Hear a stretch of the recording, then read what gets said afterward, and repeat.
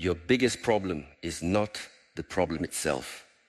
It is the version of you that keeps meeting the same problem with the same weak mind, the same emotional reaction, and the same old fear.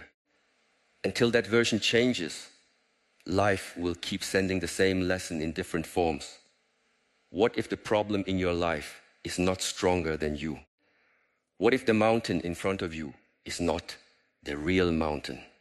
What if the real mountain is the mind that keeps running, the heart that keeps reacting, the body that keeps avoiding, and the old story inside you that keeps whispering, this is too much. You cannot face this. You cannot change this. You cannot become more than this. Before you search for another answer, before you ask another person what you should do, before you make another promise that you will start tomorrow, listen carefully. A problem does not defeat a person in one moment. A problem enters through a small opening. It enters through confusion. It enters through reaction. It enters through weak habits. It enters through a mind that has never been trained to sit still with discomfort. It enters through a heart that has never learned the difference between love and attachment. It enters through a body that has learned comfort but forgotten endurance. And then the person says, life is against me.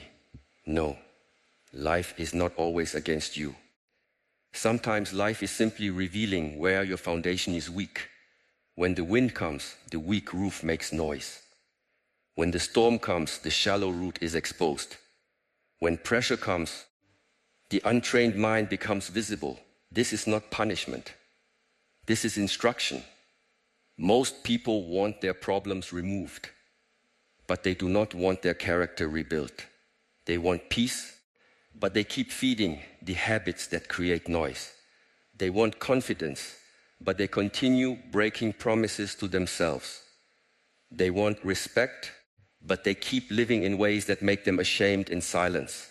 They want freedom, but they obey every impulse that appears inside them. So today, do not ask only, how can I solve my problems? Ask a deeper question. What kind of person must I become so my problems no longer control me? There are 3 pillars of wisdom that hold a strong life. If you train them, your problems may still come, but they will not find the same weak place inside you. They will knock, but they will not rule. They will challenge you, but they will not define you. They will test you, but they will also shape you. The first pillar is stillness, not the stillness of laziness, not the stillness of running away from responsibility, not the stillness of pretending nothing hurts. True stillness is the power to remain present when everything inside you wants to escape, attack, chase, explain, collapse, or hide. Look at your own life. How many decisions did you make from peace? And how many did you make from panic? How many words did you speak from wisdom? And how many did you speak because anger took your tongue before awareness arrived? How many times did you lose sleep? Not because the problem was happening, but because your mind was rehearsing disasters that had not yet arrived. The untrained mind is like a monkey, jumping from branch to branch. It touches fear, then memory, then desire, then comparison, then regret, then imagination, then shame. It never rests long enough to see clearly. And because it cannot see clearly, it calls every shadow a monster. Stillness is the training of seeing. When you become still, you begin to notice the difference between what is happening and what your mind is adding. You begin to see the difference between pain and the story around pain. You begin to see that one rejection is not the end of your future. One failure is not the death of your value. One person's opinion is not the voice of truth. One difficult season is not your whole life. But without stillness, one moment becomes everything. A message not answered becomes abandonment. A mistake becomes identity. A delay becomes failure. A criticism becomes humiliation. A silence becomes rejection. A memory becomes a prison. The mind creates a fire, then screams that the world is burning. So the first practice is simple, but not easy. Pause. Before you reply, pause. Before you decide, pause. Before you believe the worst thought, pause. Before you return to the same place that wounded you, pause. Before you feed the habit that makes you weaker, pause. In the pause, you take back power. Because between the feeling and the action, there is a small space. In that space, a person either remains a slave or becomes free. Most people do not enter that space. They feel anger and they become anger. They feel fear and they become fear. They feel desire and they become desire. They feel loneliness and they run back to the very thing that taught them loneliness. They do not choose. They are pulled. Stillness gives you the ability to see the pull without obeying it. This is the beginning of mastery. A calm person is not a person without storms. A calm person is someone who has stopped handing the steering wheel to every storm. You can feel emotion and still remain awake. You can feel pressure and still breathe. You can feel hurt and still choose dignity. You can feel fear and still act with wisdom. Do not confuse calmness with weakness. It takes more strength to hold your tongue than to speak from anger. It takes more strength to walk away than to win a useless argument. It takes more strength to sit with discomfort than to escape into distraction. It takes more strength to let the truth appear than to keep decorating a lie. Stillness is not passive. Stillness is the warrior standing at the gate of the mind, allowing only what serves truth to enter. But stillness must be trained daily. You cannot live in noise for 23 hours and expect peace in the 24th. You cannot keep filling your mind with comparison, drama, gossip, and fear, and then wonder why your spirit is tired. You cannot give your attention to everything and still expect to have strength for what matters. Your attention is your life. Where your attention goes, your energy follows. Where your energy goes, your habits grow. Where your habits grow, your character forms. Where your character forms, your destiny begins to take shape. So guard your attention. Sit for a few minutes without reaching for anything. Let the body become quiet. Let the breath come and go. Watch the mind. Do not fight it. Do not follow it. Just watch. At first, you will see chaos.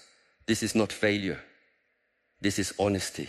You are not creating chaos by sitting still. You are finally seeing the chaos that has been controlling you. Stay if sadness comes.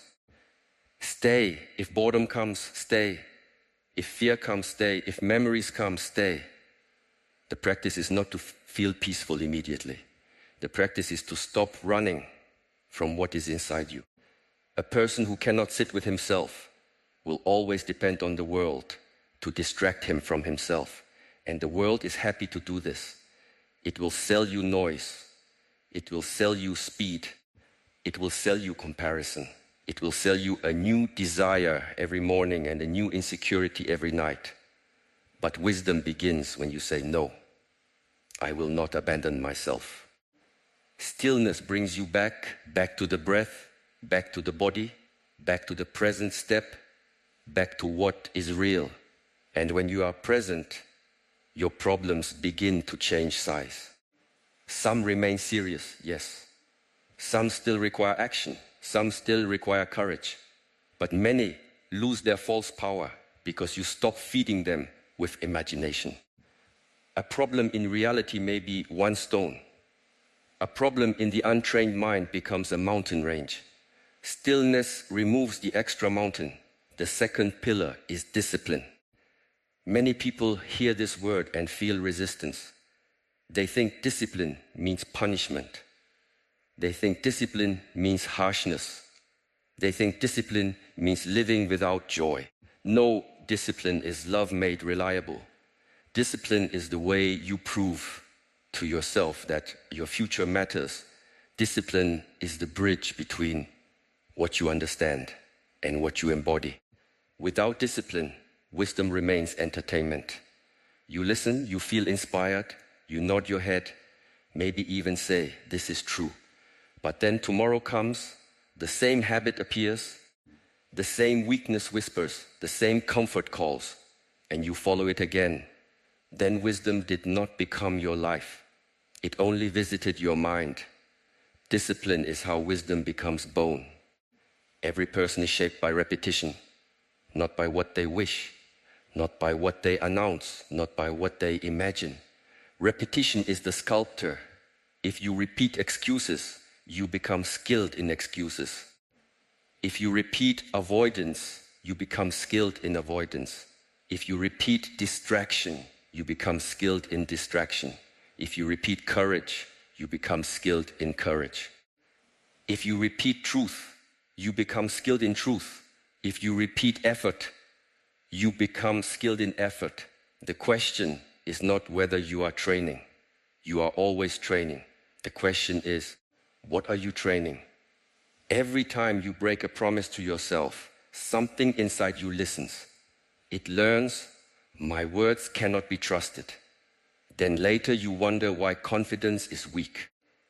Confidence is not created by shouting affirmations while living in contradiction. Confidence grows when your actions and your words begin to meet. You say, "I will wake early," and you wake early. You say, "I will finish this task," and you finish it. You say, "I will stop returning to what damages me," and you stop. You say, "I will take care of my body," and you move, eat, rest, and recover with respect. You say, "I will not speak from anger," and when anger rises, you pause.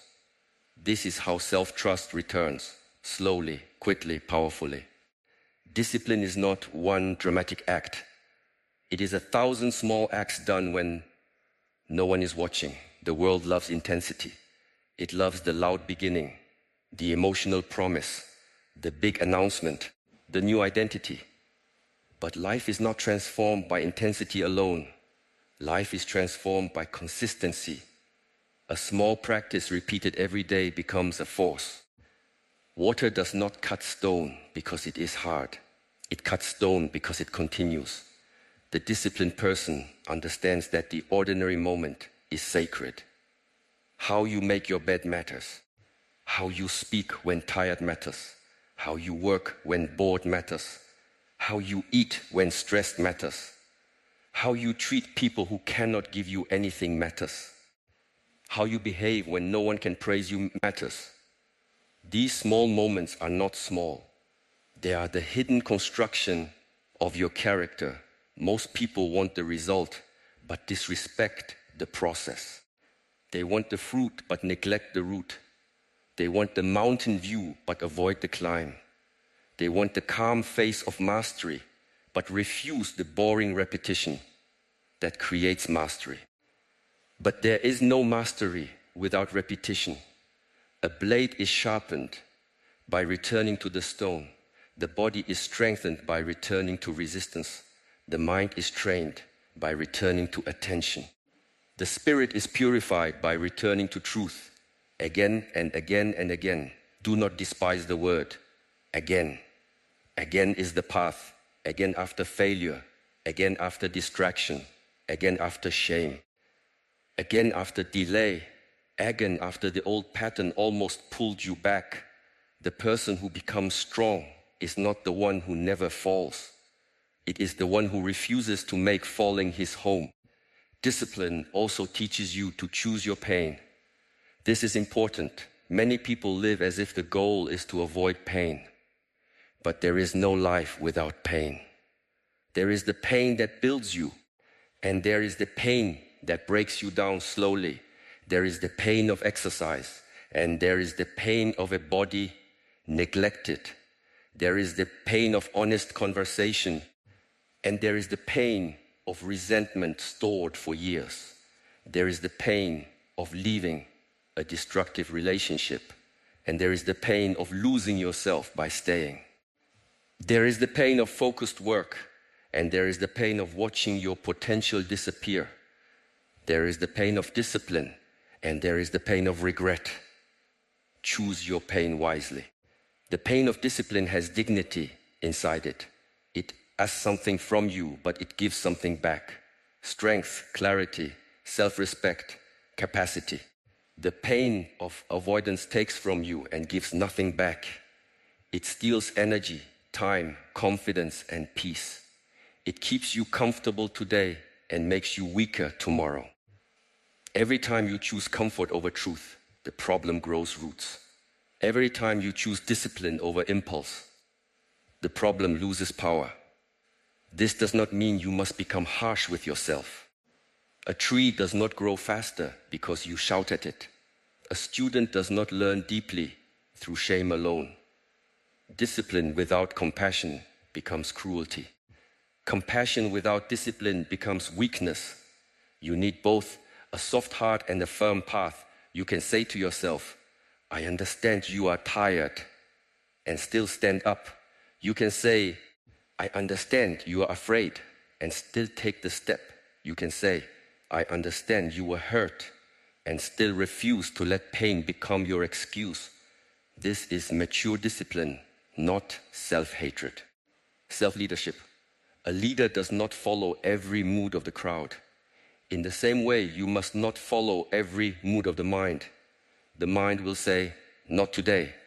The body will say, later. The old habit will say, just once. The fear will say, you are not ready. The ego will say, you deserve comfort. Discipline listens, but does not surrender. It says, we move, not violently, steadily. The third pillar is right understanding. Stillness gives you space.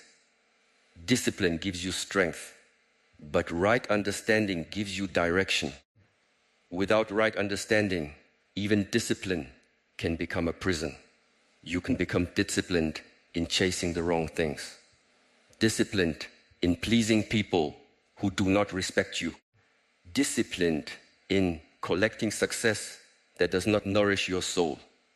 Disciplined in proving yourself to those who are not even watching. Disciplined in becoming impressive while becoming empty. So wisdom asks, what are you serving? This question is not small. Many people do not live, they perform. They perform strength while feeling broken. They perform happiness while carrying sadness. They perform success while fearing silence. They perform confidence while depending on approval. They perform a life that looks good from far away, but feels heavy from within. Right understanding removes the mask. It asks, what is true? Not what is popular, not what is comfortable, not what protects the ego. What is true? Is this relationship love or attachment?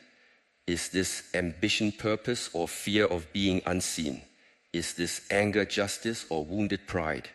Is this loyalty or fear of being alone?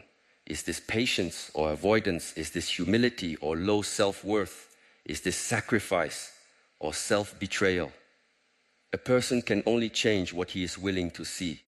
If you refuse to see clearly, you will keep calling the prison a home. Right understanding begins with honest seeing. You see that some problems are not problems. They are consequences. You see that some people are not confusing. They are consistent. And you simply do not like what their consistency reveals. You see that some doors are not closed against you. They are closed for you because entering them would cost your peace. You see that some delays are not denials. They are training grounds. You see that some failures are not endings. They are corrections. You see that some pain is not a sign to quit. It is a sign to become more conscious. Right understanding changes the meaning of life's events. And meaning changes suffering. Two people can experience the same difficulty. One becomes bitter. One becomes wiser. The event is similar. The understanding is different. This is why you must be careful with the meaning you give to your pain. If someone leaves and you decide, I am not worthy. You have allowed an event to become a false identity. If you fail and decide, I am a failure, you have confused one result with your whole being. If someone criticizes you and you decide, I must defend myself against everything, you have made the ego your teacher. But if someone leaves and you say, this is painful, but my value does not leave with them, you remain rooted. If you fail and say, this is information for training, you remain on the path. If someone criticizes you and you ask, is there truth here I can use? You become free even from insult. Right understanding transforms poison into medicine, not immediately, not magically, but through reflection. Sit with your pain and ask, what is this teaching me?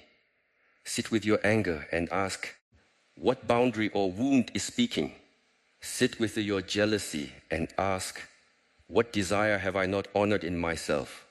Sit with your fear and ask, what future am I trying to control? Sit with your sadness and ask, what have I loved, lost, or ignored? This is how the inner world becomes a teacher, but most people do not ask. They react, they blame, they distract themselves. They bury the lesson and keep the wound. Right understanding also teaches impermanence. Everything changes. The body changes. The face changes. The season changes. The people around you change. Your desires change. Your roles change. Your strength changes. Your pain changes. The thing you are afraid of may change. The thing you are clinging to will change. The river of life does not stop because the mind wants certainty. Much suffering comes from demanding permanence, from what was never permanent. You want a feeling to last forever. You want a person to remain the same forever. You want success to protect you forever. You want youth to stay. You want praise to continue. You want control. But life moves. The breath enters and leaves. Day becomes night, flowers open and fall. People arrive and depart. Plans form and dissolve. This is not tragedy. This is the nature of life. When you fight impermanence, you suffer twice. Once because things change, and again because you believed they should not. Right understanding does not make you cold. It makes you tender without being foolish. It allows you to love deeply without possession. Work fully without worshipping outcomes. Care sincerely without losing yourself. Build patiently while knowing that all forms are temporary. This understanding gives peace, not the peace of having everything, the peace of not needing everything to obey you. A person who understands impermanence becomes grateful. He does not postpone appreciation. He does not assume people will always be there. He does not waste the morning. He does not treat the body like it is indestructible. He does not spend life in petty resentment as if time is endless. He wakes up. He sees the cup of tea. He feels the breath. He listens more carefully. He speaks more honestly. He forgives more intelligently. He stops waiting for a perfect future to respect the present moment. Right understanding also shows you the difference between control and responsibility. You cannot control everything. You cannot control who likes you. You cannot control who misunderstands you. You cannot control the timing of every result. You cannot control the past. You cannot control the weather of another person's mind. But you are responsible for your response. You are responsible for your practice. You are responsible for your words. You are responsible for the energy you bring into a room. You are responsible for the habits you repeat. You are responsible for the boundaries you do or do not set. You are responsible for whether pain makes you more conscious or more cruel. The untrained person suffers because he tries to control what is not his and neglects what is. He tries to control other people but cannot control his tongue. He tries to control outcomes but cannot control his attention. He tries to control how he is seen but cannot control how he lives. He tries to control love but cannot control attachment. This is upside down. Turn it around. Release what is not yours. Train what is yours. This is freedom. Now see how the three pillars work together. A problem appears. Maybe someone disrespects you. Stillness says, pause. Do not become the insult. Discipline says, respond according to your values, not your wound. Right understanding says, their behavior is information. My reaction is my responsibility. Now the problem becomes practice. Maybe you lose an opportunity. Stillness says, breathe. Panic will not open the door. Discipline says, review, learn, continue. Right understanding says, a closed door may be correction, redirection,